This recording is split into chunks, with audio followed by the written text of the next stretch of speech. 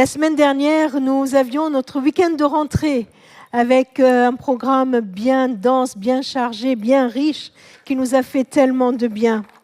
Alors après ce week-end de rentrée, nous vous proposons une semaine d'apéro à la maison. Ça vous va? Une semaine d'apéro, tous les jours. Bon, j'ai appris qu'il y en a qui ont même démarré le vendredi dernier. Il y en a vendredi dernier qui ont fait leur soirée apéro. Voilà, vous êtes invités tous les jours à un apéro chez les uns ou les autres. Alors comment ça marche? Dès demain et jusqu'à vendredi soir, il y a 17 groupes maisons qui ouvrent leurs portes et vous invitent, vous, à venir, à vous rendre chez eux pour prendre un temps d'apéro à la maison. Vous allez recevoir à la sortie un flyer avec date, lieu, heure de tous ces lieux qui vous accueillent. Qu'en pensez-vous? Super? Sympa? Ouais. Alors, qui c'est qui est chaud pour y aller? Alors? Ouh! C'est pas d'un coup comme ça quand même, hein? Mais franchement, allez, soyons entre nous là. C'est pas si simple que ça, non? C'est pas parce qu'on a reçu une feuille et qu'on nous a dit « Allez, je vous invite à un apéro » d'aller chez quelqu'un qu'on ne connaît pas très bien. On ne sait pas trop s'ils sont sympas ou pas. Ça ne va pas être si simple que ça, cette affaire. Et on s'est posé la question entre nous avec les animateurs. On s'est dit, est-ce qu'il faut qu'on leur donne un numéro de téléphone pour qu'ils nous appellent en disant je viens? Est-ce qu'il faut qu'ils s'annoncent? Après, on s'est dit oui, mais ça va être peut-être trop compliqué. Voyez, on s'est posé toutes ces questions. Est-ce que c'est si simple que ça d'aller chez quelqu'un? C'est pas anodin cette histoire. Et puis, on a nos appréhensions. Allez, si je vous pose la question, essayez de trouver une réponse là. Qu'est-ce qui vous empêcherait d'y aller? On a nos appréhensions. On ne se connaît pas tant que ça. Bon, allez, un truc tout bête. Est-ce que je vais être bien accueilli? Et puis, est-ce que je vais trouver des gens sympas là-bas? Bon, ça va, je sais, on est tous sympas. Mais il y en a un peu moins que d'autres, non? Vous voyez? On se dit, est-ce que je vais trouver des gens sympas? Est-ce que les personnes qui seront, je vais les apprécier? Est-ce qu'elles vont m'apprécier? Est-ce que le courant va passer entre nous?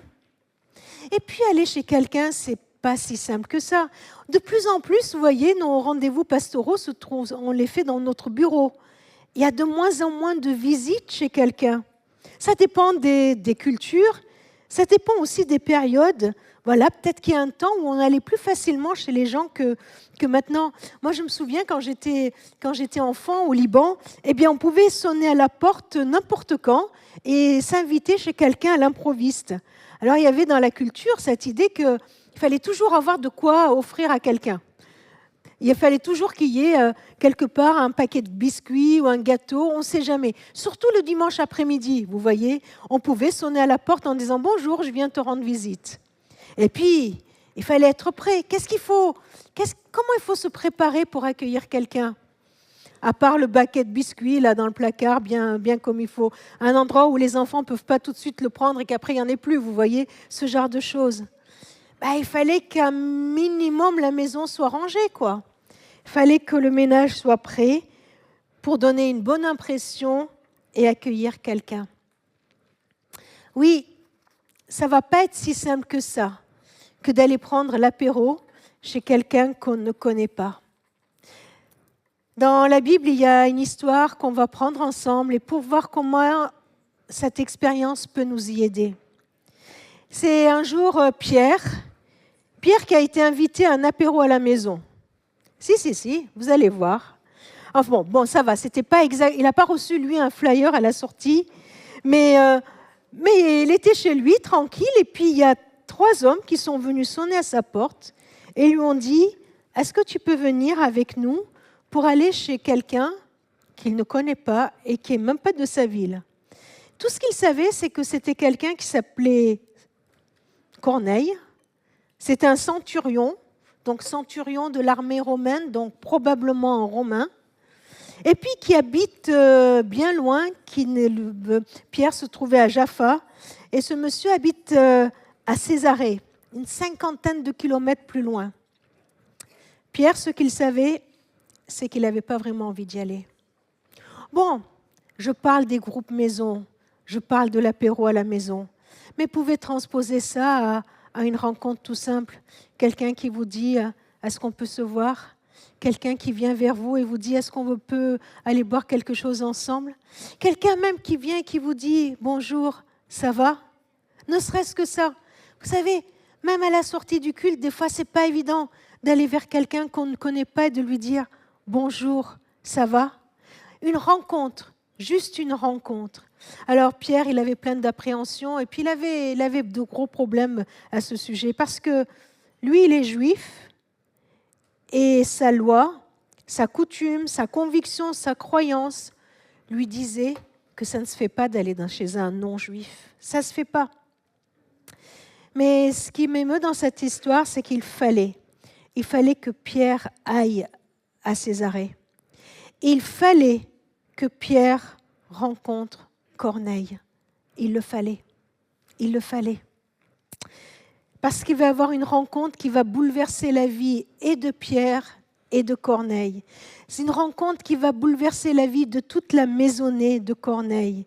Une rencontre qui va être une charnière, même dans le développement, dans le déploiement du projet de Dieu pour l'humanité. Je vous propose de lire cette histoire dans le livre des Actes des Apôtres, dans le chapitre 10. Nous lirons à partir du verset 23. L'histoire d'une rencontre qui a bouleversé le cours de l'humanité. Le lendemain que ces 3 hommes soient venus chercher Pierre, Pierre se mit en route avec eux. Quelques-uns des frères de Jaffa l'accompagnèrent. Le jour suivant, il arriva à Césarée. 50 kilomètres, ce n'était pas si facile que ça. Corneille les attendait avec des membres de sa parenté et des amis intimes qu'il avait invités. La maison était pleine d'amis qu'il avait invités. Au moment où Pierre allait entrer, Corneille vint à sa rencontre, se prosterna à ses pieds pour le saluer. C'est pas sûr qu'on vous accueille comme ça, à l'apéro à la maison. Ne soyez pas surpris. Mais Pierre le releva en lui disant « Lève-toi, car je ne suis qu'un être humain, tout comme toi. » Puis, tout en continuant à parler avec Corneille, il entra dans la maison où il trouva de nombreuses personnes réunies. Il leur dit « Vous savez qu'un juif n'est pas autorisé par sa religion à fréquenter un étranger ou à entrer dans sa maison. Mais Dieu m'a montré que je ne devais considérer personne comme indigne, comme impur ou indigne d'être fréquenté. C'est pourquoi, quand vous m'avez appelé, je suis venu sans faire d'objection. J'aimerais donc savoir pourquoi vous m'avez fait venir. » Corneille répondit « Il y a 3 jours exactement, à 3 heures de l'après-midi, je priais chez moi. Tout d'un coup, un homme aux vêtements resplendissants se trouva devant moi. Il me dit « Corneille, Dieu a entendu ta prière et il s'est souvenu de l'aide que tu as apportée aux pauvres. Envoie donc quelqu'un à Jaffa pour en faire venir Simon, surnommé Pierre. Il loge dans la maison d'un autre Simon, un ouvrier de cuir qui habite au bord de la mer. J'ai immédiatement envoyé des gens te chercher et tu as bien voulu venir. Maintenant, nous sommes tous ici devant Dieu pour écouter tout ce que le Seigneur t'a chargé de dire. » Pierre prit alors la parole. « Maintenant, je comprends vraiment que Dieu n'avantage personne. Tout être humain dans le monde qui reconnaît son autorité et qui fait ce qui est juste lui est agréable. Il a envoyé ce message au peuple d'Israël. La bonne nouvelle de la paix par Jésus-Christ, qui est le Seigneur de tous les êtres humains. Vous savez ce qui est arrivé d'abord en Galilée, puis dans toute la Judée, après que Jean a annoncé la bonne nouvelle et baptisé. Vous savez comment Dieu a choisi Jésus de Nazareth pour son service et lui a accordé la puissance de l'Esprit Saint. Vous savez aussi comment Jésus a parcouru le pays en faisant le bien, en guérissant tous ceux qui étaient sous le pouvoir du diable, car Dieu était avec lui. Et nous sommes témoins de tout ce qu'il a fait dans le pays des Juifs et à Jérusalem. On l'a fait mourir en le pendant au bois de la croix. Mais Dieu l'a ressuscité le 3e jour. Il lui a donné d'apparaître non à tout le peuple, mais à nous que Dieu a choisis d'avance comme témoins. Nous avons mangé, nous avons bu avec lui. Après que Dieu l'a ressuscité d'entre les morts, il nous a commandé d'aller annoncer la bonne nouvelle au peuple et d'attester qu'il est celui que Dieu a établi pour juger les vivants et les morts. Tous les prophètes ont témoigné à son propos en disant que toute personne qui croit en lui reçoit le pardon de ses péchés par le pouvoir de son nom. Pendant que Pierre parlait encore, l'Esprit Saint descendit sur tous ceux qui écoutaient son discours. Je vous laisse lire la suite chez vous. L'Esprit Saint descendit sur tous ceux qui écoutaient. Pourquoi c'est un événement crucial dans ce livre des Actes des Apôtres, ce livre qui raconte la vie des premiers chrétiens après que Jésus soit monté au ciel? Parce qu'au jour de la Pentecôte, les disciples, ceux qui suivaient Jésus, ont reçu l'Esprit Saint. L'Esprit Saint, c'est Dieu lui-même qui vient habiter en nous. Ils l'ont reçu dans leur vie et c'était le signe qu'ils étaient enfants de Dieu, le signe qu'ils étaient accueillis par Dieu, le signe que le royaume de Dieu vient, les promesses de Dieu viennent, Dieu qui vient habiter au milieu de nous, mais bien plus, qui vient habiter en nous. Mais là, dans la maison de Corneille, ce ne sont pas les Juifs qui ont reçu ce signe, ce sont les non-Juifs, ceux qu'on croyait exclus. On disait, c'est pas pour eux. Jésus n'est pas venu pour eux. Et là, ils ont la preuve que ce n'était pas vrai. Ceux qu'on croyait exclus de l'alliance avec Dieu, des promesses de Dieu, ont reçu l'Esprit de Dieu. Voilà le projet de Dieu. Voilà son désir pour tout être humain, qu'on soit français ou pas, qu'on soit chrétien de naissance ou pas, qu'on soit né dans une famille chrétienne ou pas, qu'on ait entendu parler de Dieu de longtemps ou pas. Ce n'est pas une question de religion, ce n'est pas une question d'origine, ce n'est pas une question de je ne sais quoi, c'est une question de foi. Dieu veut venir habiter en chacun. Il veut venir habiter en toi aussi. En toi aussi. C'est son projet pour toi, qu'il vienne habiter en toi, parce qu'il t'aime tellement qu'il a donné son Fils pour cela. Alors, je vous propose de revenir à notre récit et de faire un peu, de remonter, de le reparcourir à nouveau pour voir les différentes étapes que Pierre et Corneille ont dû franchir pour vivre cet instant, pour vivre cette rencontre, cet Esprit Saint qui descend sur eux. Vous avez vu tout au début de notre récit. Pour se rencontrer, Pierre et Corneille, il va falloir à la fois à Pierre et à la fois à Corneille de sortir de leur zone de confort. Il fallait qu'ils se déplacent, ces deux-là. Ils ne pouvaient pas rester droits dans leurs bottes, enfermés dans leur certitude, figés chacun chez soi. Corneille qui fait ce qui est bien, il donne de quoi manger aux pauvres. Il se dit, je suis quelqu'un de bien finalement, je fais ce qu'il faut. Et Pierre, lui, qui se dit, moi j'ai rencontré Jésus, je suis disciple de Jésus, et il est dans son coin. Vous voyez, il y a d'un côté Pierre, il y a d'un côté Corneille. Mais il y a tellement de choses qui séparent ces deux personnes. Il pourrait y avoir tellement de choses qui nous séparent.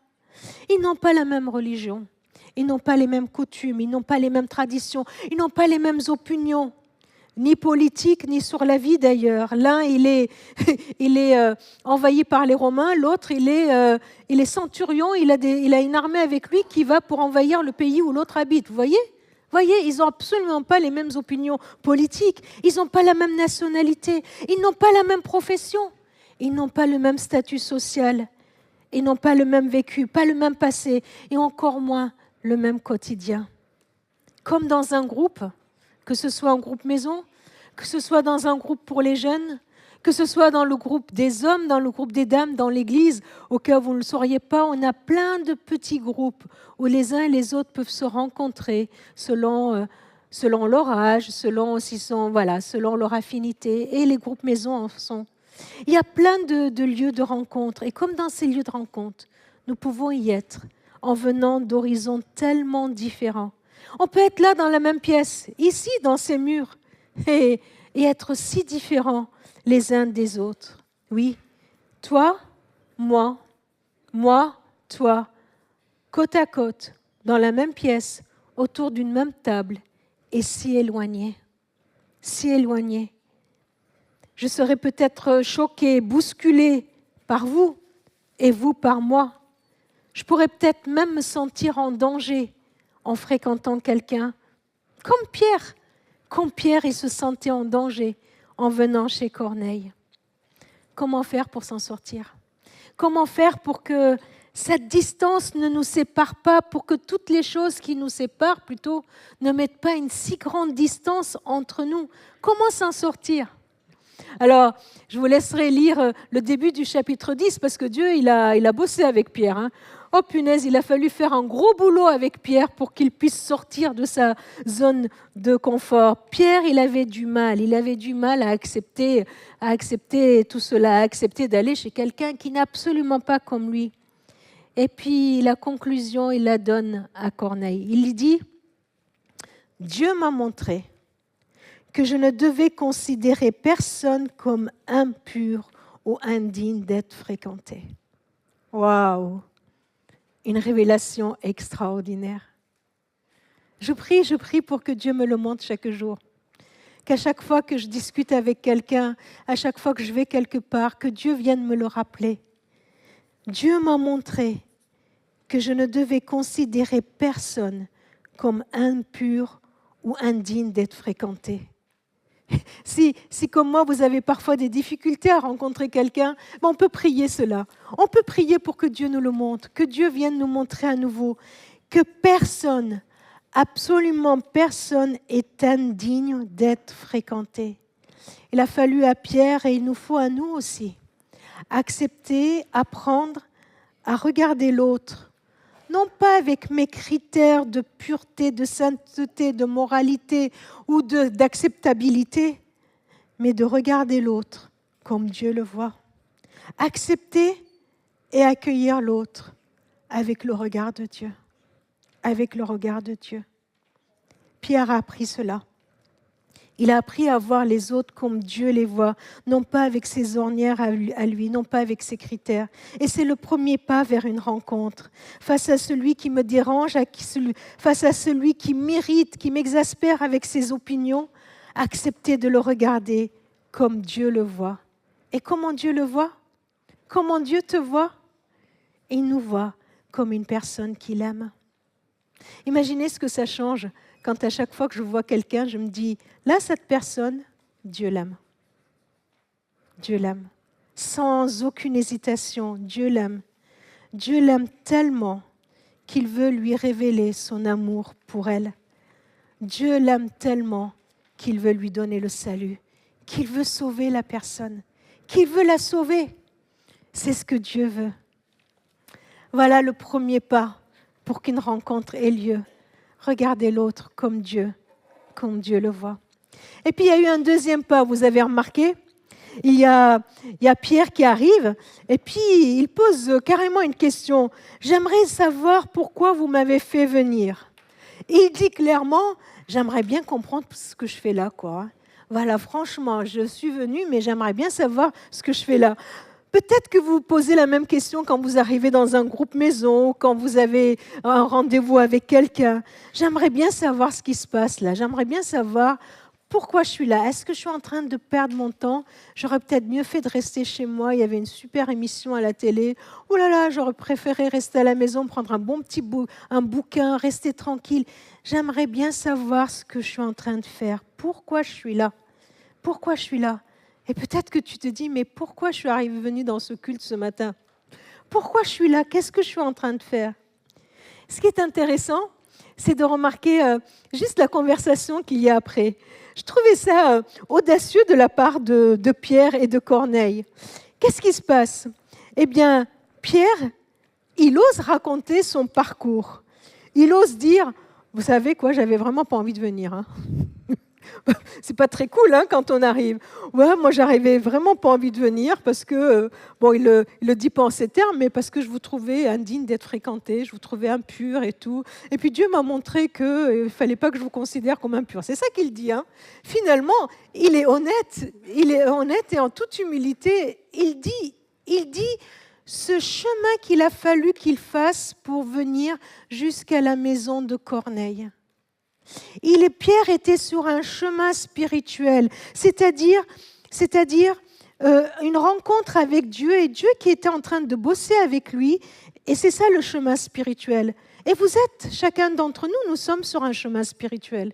Ce chemin spirituel, c'est toutes les questions qu'on se pose sur l'au-delà, sur Dieu, toutes ces choses-là. Et Dieu était en train de bosser avec Pierre et il bosse avec chacun de nous sur notre chemin.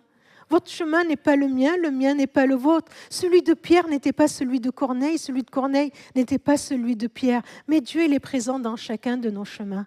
Et Dieu était là, il a collaboré avec Pierre et il l'a amené sur un chemin où il fallait qu'il accepte l'autre, qu'il accueille l'autre, qu'il voit comme Dieu le voit. Mais Corneille, lui aussi, il était sur un chemin. Alors, Corneille raconte ce qu'il a vécu. Il parle. Il raconte son expérience. Il dit que Dieu est venu à sa rencontre. Il raconte sa vie de foi, de prière, de cheminement. Et voilà qu'il y a un temps de partage. Un temps où chacun accueille le partage de l'autre.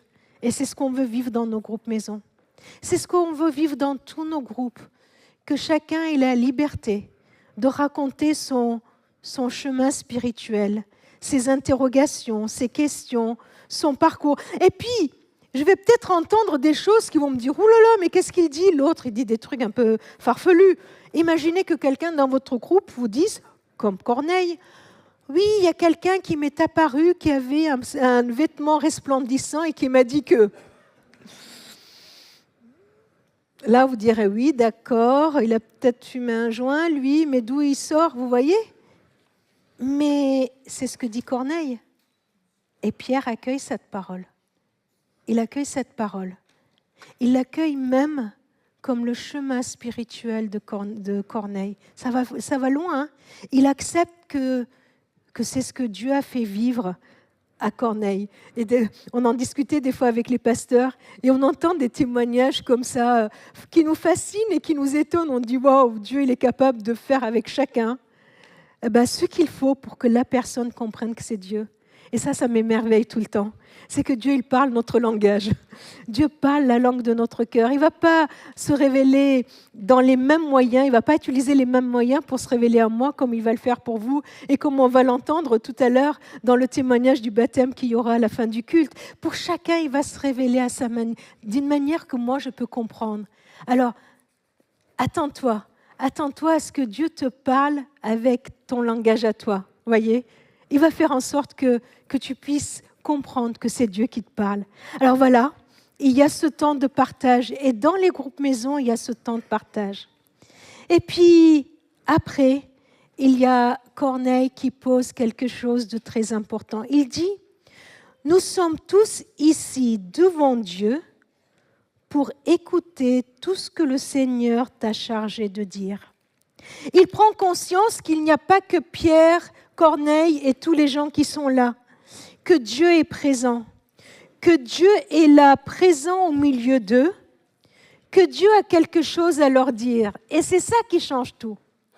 C'est ça qui change dans une simple rencontre conviviale, qui le transforme en un temps spirituel où on rencontre Dieu. C'est prendre conscience de la présence de Dieu. Prendre conscience que Dieu est là. Quand tu discutes avec une copine, avec un copain, prendre conscience que au-delà de cette discussion, il y a Dieu qui est présent. Il y a Dieu qui est là avec vous dans cette rencontre, dans cette discussion. Il y a toi, il y a moi, il y a toi. Et il y a Christ qui est présent. Il y a Christ qui est présent au milieu de nous.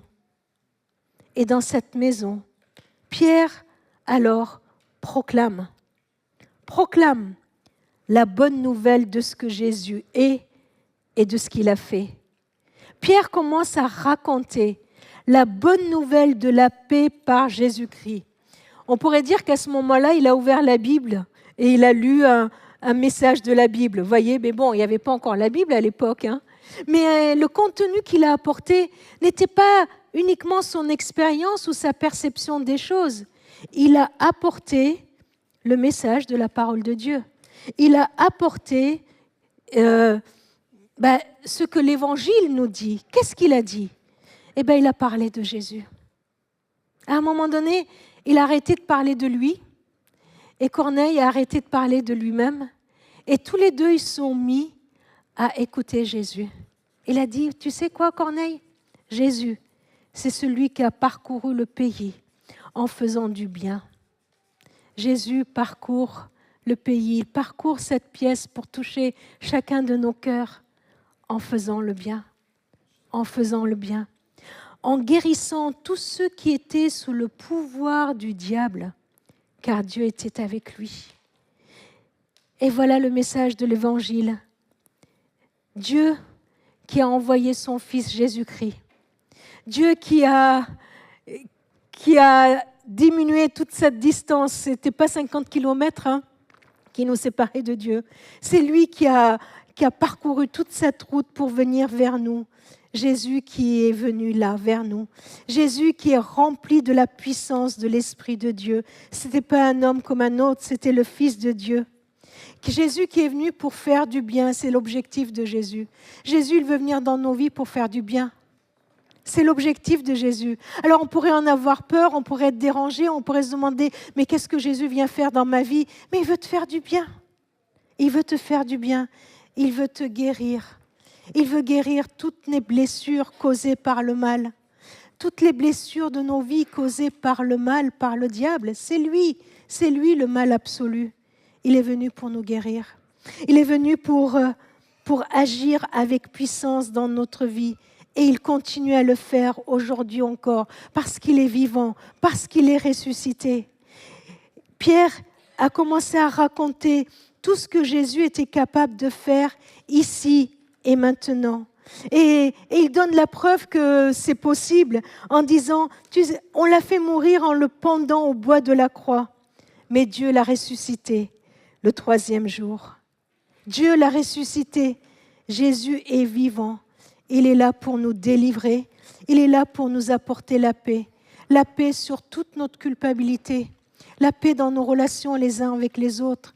La paix dans notre relation avec le Père. Et puis, peut-être que les gens, ils étaient là, ils se demandaient comment c'était possible. J'en sais rien, ça c'est moi qui l'interprète. J'imagine Corneille et tous les autres en train de l'écouter. Ils se disaient, mais comment c'est possible ? Et Pierre, il dit comment c'est possible. Et la conclusion, elle est là. Il dit, toute personne qui croit en lui reçoit le pardon de ses péchés par le pouvoir de son nom. Par le pouvoir de son nom. Le nom, c'est qui il est. C'est ça. Par la personne de Jésus, le pouvoir de qui il est et de ce qu'il a fait pour nous, celui qui lui fait confiance. Croire en son nom, c'est pas tant être d'accord avec le catéchisme ou avec toutes les choses qu'on apprend. C'est pas une connaissance théorique de Dieu. Croire en son nom, croire en lui, c'est lui faire confiance. La foi, vous savez, la foi, c'est capituler devant Dieu. La foi, c'est dire, ok Seigneur, je comprends peut-être pas tout, mais je te fais confiance. Je te crois à toi. Je te fais confiance à toi. C'est en toi que je mets ma confiance. Alors toute personne qui croit en lui, qui a fait confiance à Jésus, qui croit que Jésus, à la croix, il a tout payé pour que mon pardon soit total. Je n'ai plus rien à faire.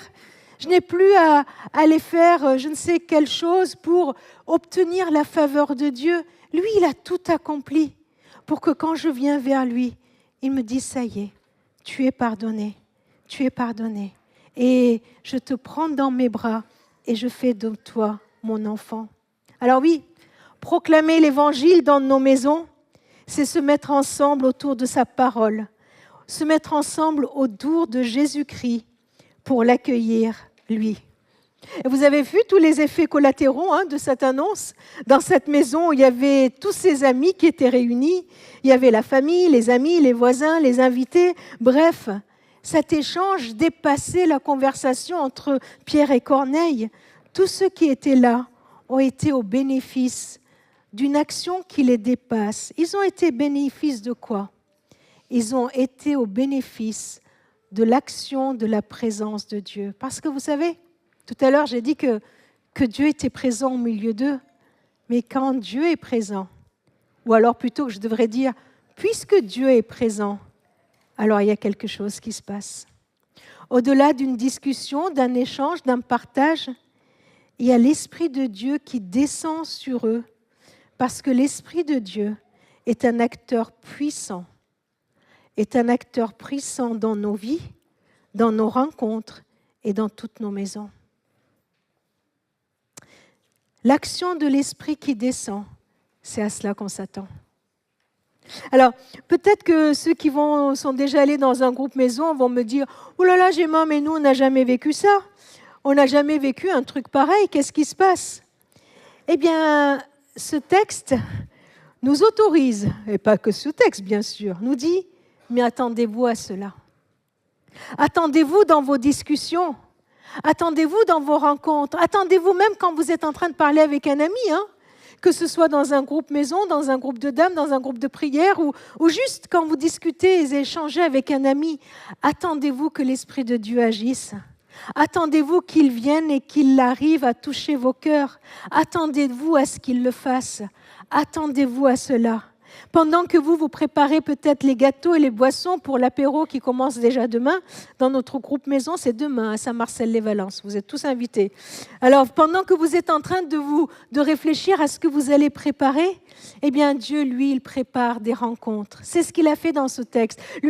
Dieu, lui, il a pris du temps à préparer Pierre, il a pris du temps à préparer Corneille, et il a pris du temps à se manifester au milieu d'eux. Et quand chacun est allé vers le Christ, alors ils se sont rencontrés vraiment. Alors il y a eu vraiment une communion. C'est ça la communion. On se rencontre vraiment quand on laisse le Christ agir dans notre vie et quand on le laisse nous toucher. Alors attendons-nous. Attendons-nous que le Saint-Esprit vienne et qu'il nous visite. Que le Saint-Esprit vienne toucher nos vies, qu'il vienne descendre dans nos vies, qu'il vienne nous toucher au plus profond de nous-mêmes. C'est parce que son désir, c'est qu'on l'accueille. Il y a quelqu'un qui est allé frapper à la porte de Pierre. Et à son tour, Pierre, il est allé frapper à la porte de Corneille. Ce matin, il y a quelqu'un qui frappe à ma porte. Il y a quelqu'un qui frappe à ta porte. Quelqu'un qui aimerait que tu lui fasses confiance.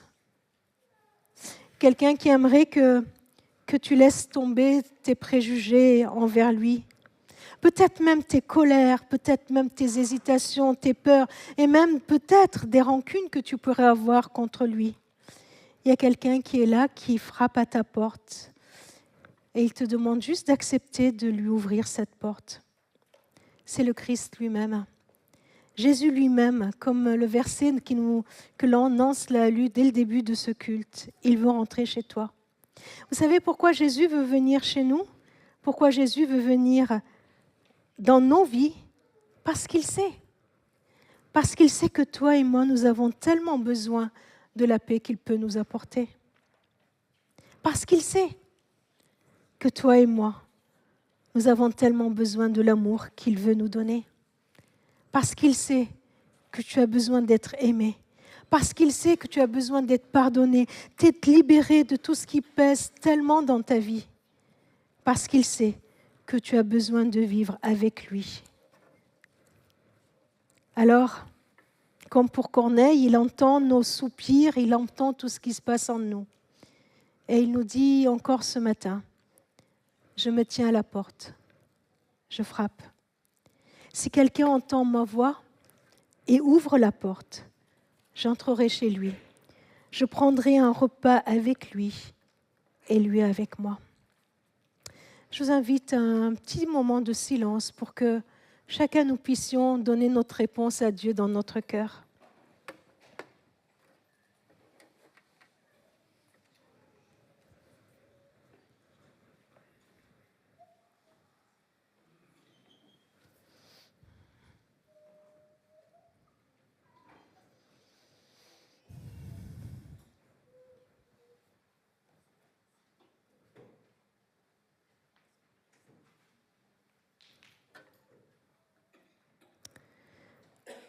Seigneur Dieu, merci parce que tu nous connais personnellement et tu viens à notre rencontre d'une façon si personnelle.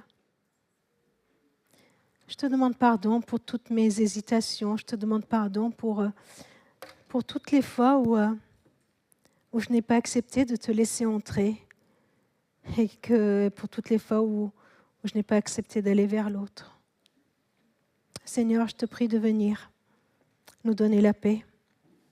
Je te prie vraiment de venir, de nous toucher par ton esprit et de transformer nos vies.